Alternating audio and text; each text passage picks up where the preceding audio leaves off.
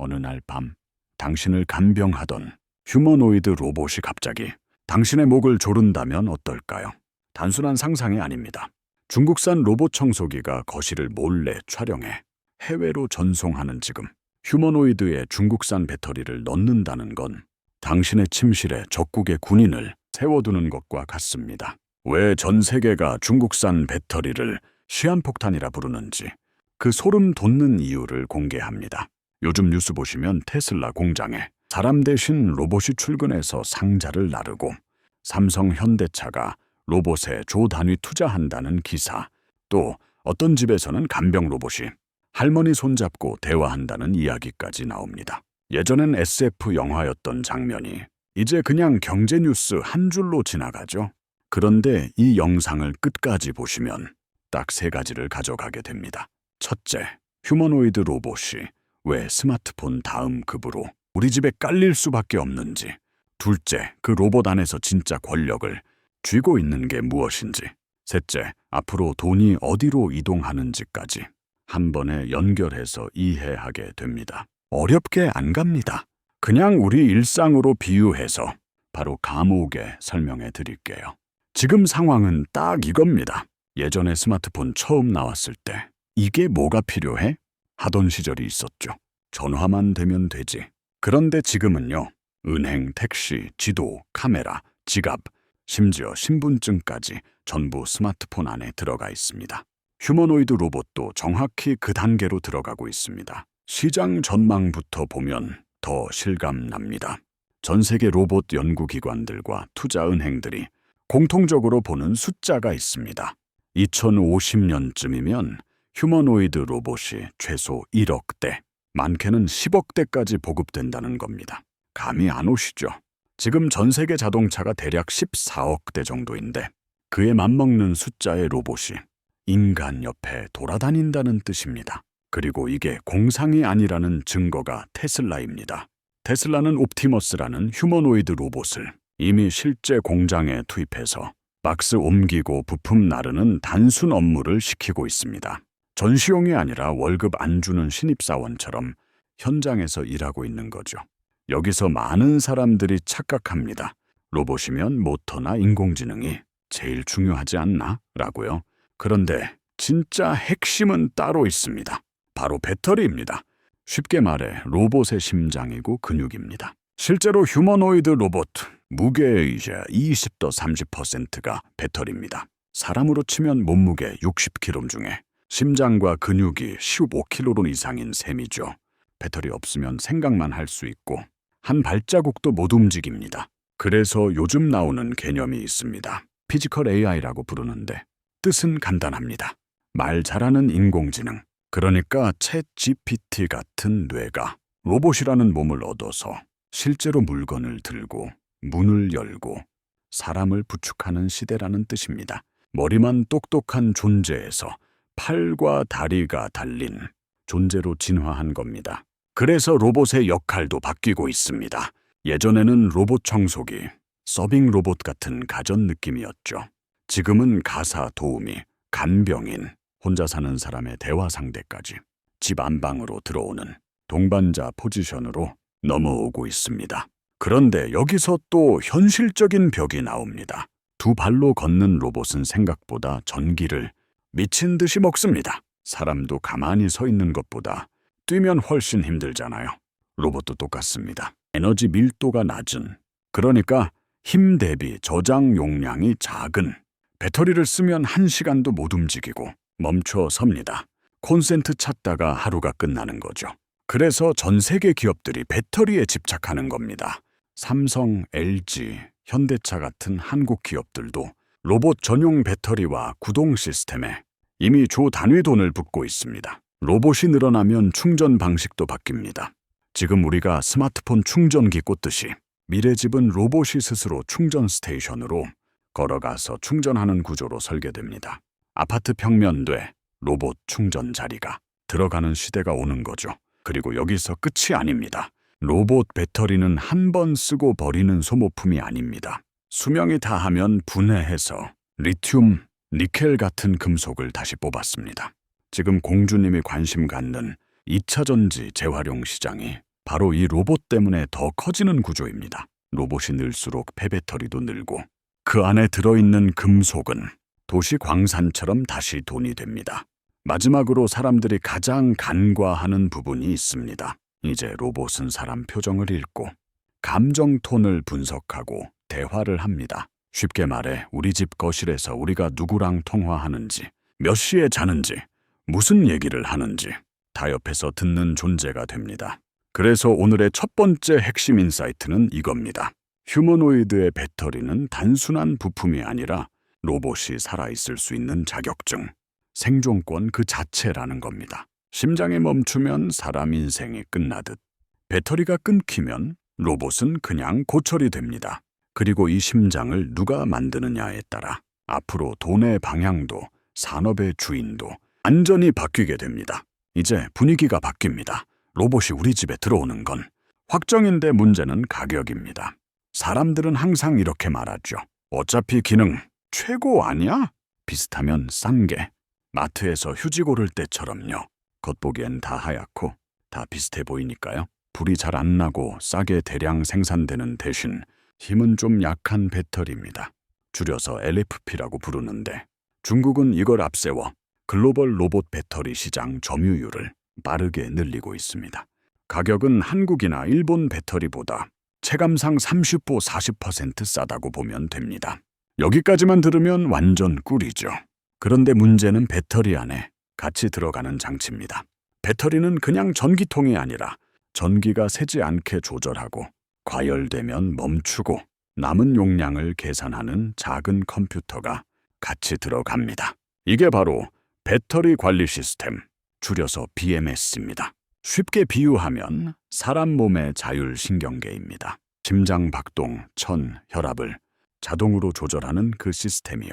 로봇에서는 이 BMS가 로봇의 뇌와 24시간 실시간으로 통신하면서 지금 힘써도 돼. 멈춰. 온도 올라가니. 배터리 20% 남았어. 이런 걸 전부 보고합니다. 그러니까 배터리를 판다는 건 사실상 로봇의 신경계를 같이 파는 겁니다. 여기서 소름 돋는 과거 사례가 있습니다. 이미 중국산 로봇 청소기들이 집 안 구조를 촬영해서 해외 서버로 전송하다 적발된 사건이 여러 번 있었죠. 청소기조차 그랬는데 집안을 돌아다니며 사람 얼굴 보고 대화하는 휴머노이드 로봇은 어떨까요? 더 무서운 건 업데이트 방식입니다. 요즘 기계들은 고장나면 기사 부르는 게 아니라 소프트웨어를 무선으로 업데이트합니다. 스마트폰 업데이트 하듯이요. 이걸 OTA라고 부르는데 배터리 성능 개선, 효율 개선을 이유로 주기적으로 시스템을 바꿉니다. 그런데 이때 몰래 뒷문, 그러니까 백도어, 프로그램을 심어 놓으면 사용자도 모르게 외부에서 접근이 가능해집니다.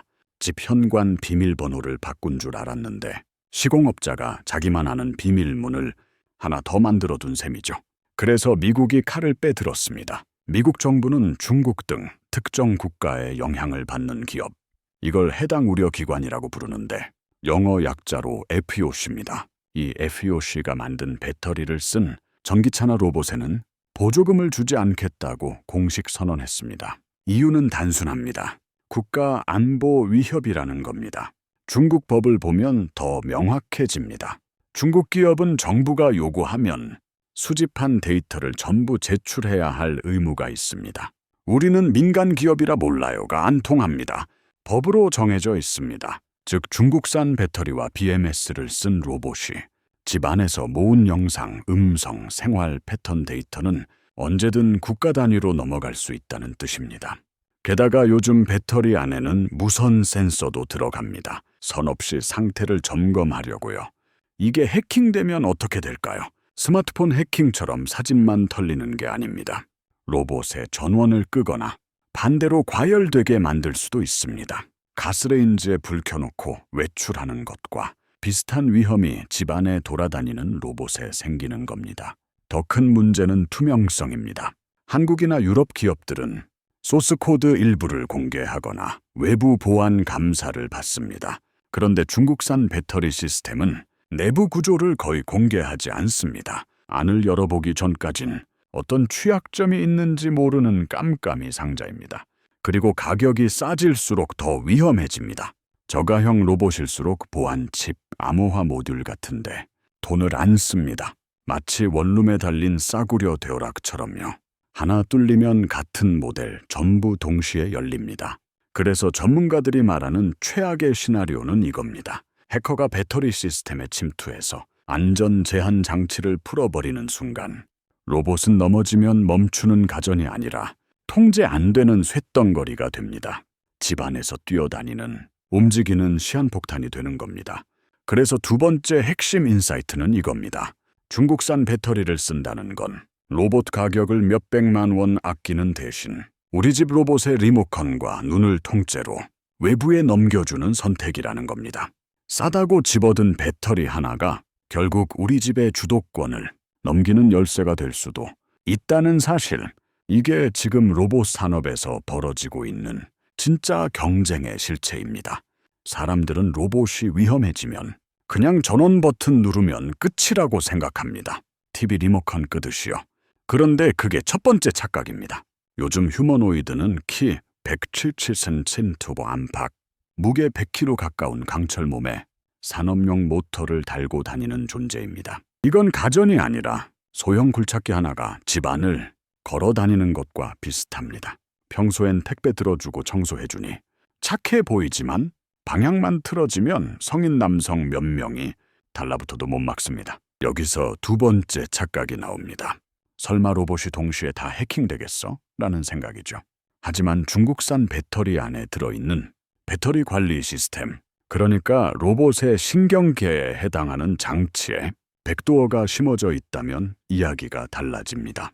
스마트폰 공장 초기 비밀번호가 다 같듯이 같은 배터리를 쓰는 로봇 수만 대가 한 번에 조종당할 수 있습니다. 게임 서버 열리듯이 로봇 군단이 원격으로 생성되는 겁니다.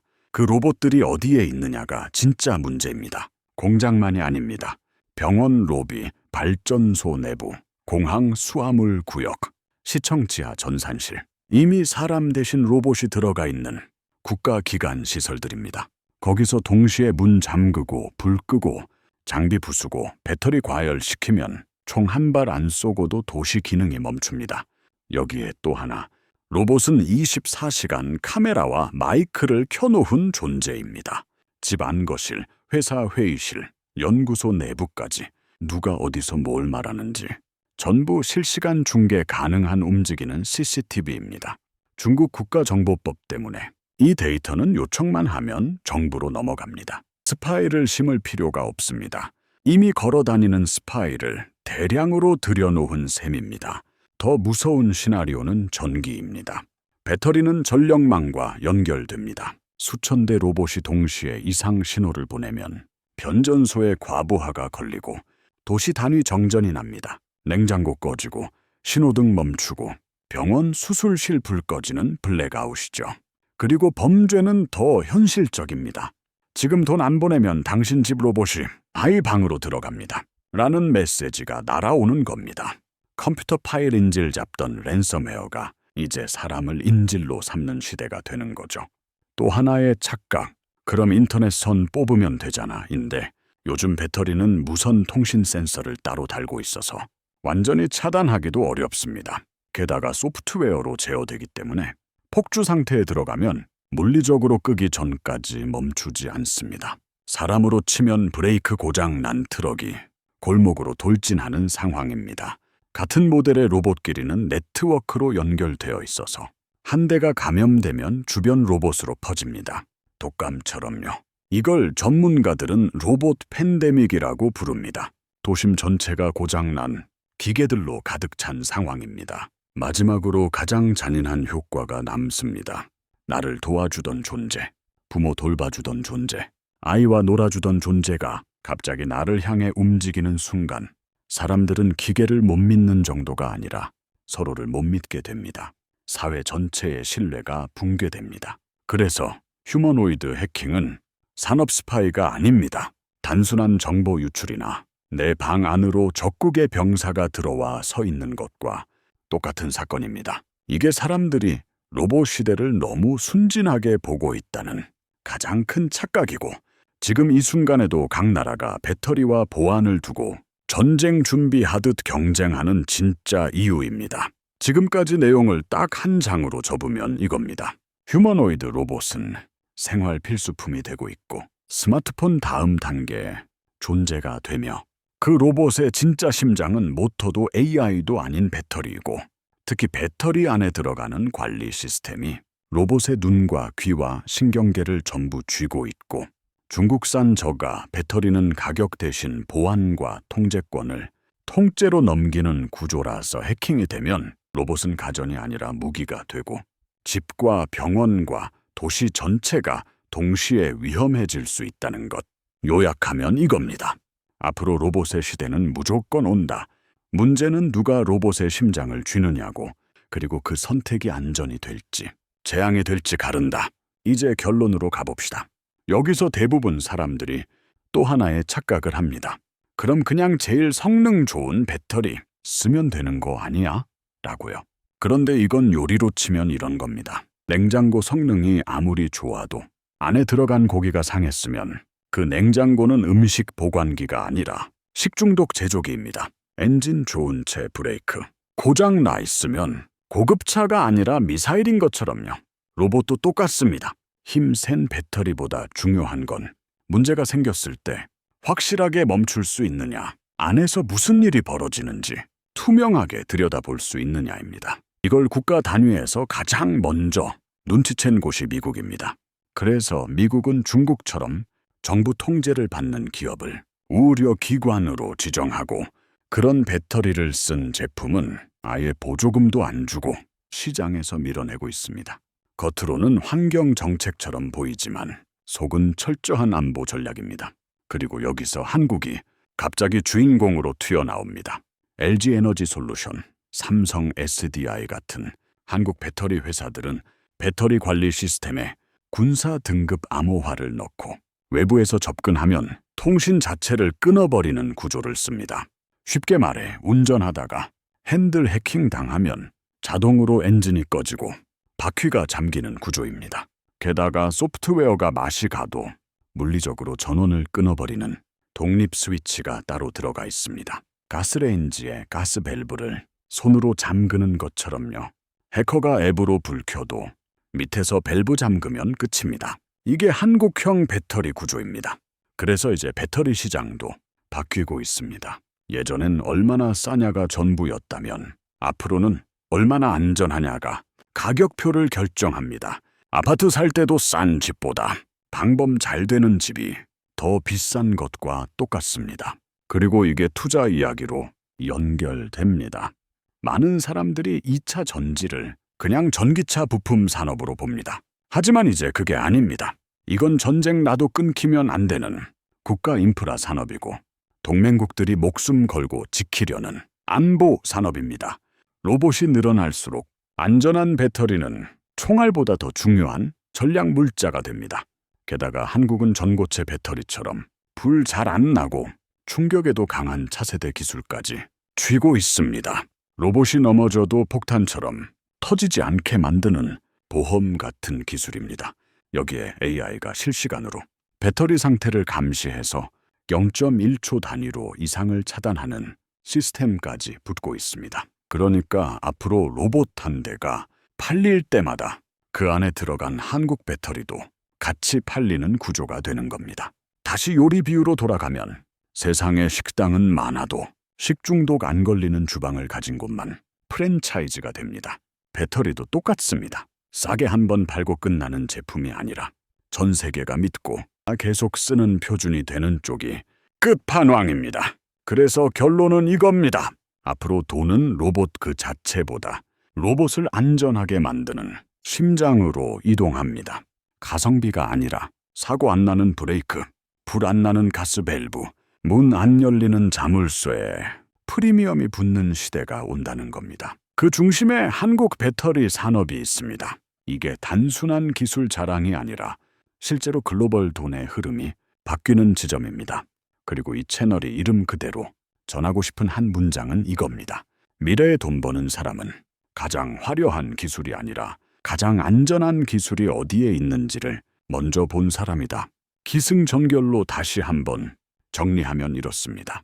로봇은 이미 우리 집 문 앞까지 왔고 로봇의 심장은 배터리이며 중국산 저가 배터리는 편리함 대신 통제권과 안전을 포기하는 선택이고 그 위험이 전쟁과 범죄와 도시마비로 이어질 수 있으며 그 반대편에서 한국 배터리는 보안과 통제를 무기로 세계 표준이 되어가고 있고 그래서 2차 전지는 단순한 제조업이 아니라 안보와 돈이 동시에 몰리는 산업이 됐다는 것. 요약하면 이겁니다. 로봇 시대의 승자는 로봇 회사가 아니라 로봇의 심장을 쥔 나라다.